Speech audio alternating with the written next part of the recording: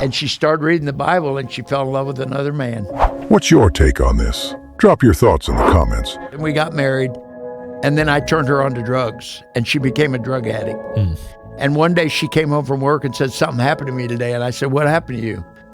And she said, a lady at work prayed with me today, and I asked Jesus into my heart. I'm a Christian now. And I said, so what? And she goes, you're not mad? I said, I don't care what you do. She said, what should I do? I said, I don't know, read the Bible, I guess. And she started reading the Bible, and she fell in love with another man. His name was Jesus. Wow. And she started praying for me. And then God told her one day, stop preaching to him and just love him. And she said, I can't love him the way he is. He's too mean. And she said, would you give me your eyes to see him through?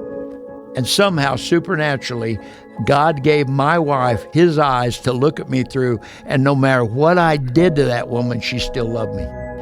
I had a cocaine customer that bought he'd bought $20,000 worth of coke from me every week like clockwork, never failed. I mean, I just go over there and get money every week. I went over there one day and he goes, hey, Bill, your wife called yesterday. And I said, what'd my wife want? He said, she just said to tell you she loves you.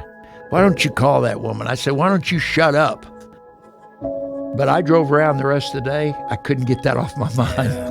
And that love, the Bible says in 1 Corinthians 13:8, love never fails. And that love drove me nuts. And I finally surrendered. Follow us for your daily dose of Christian content. We serve Holy Bread.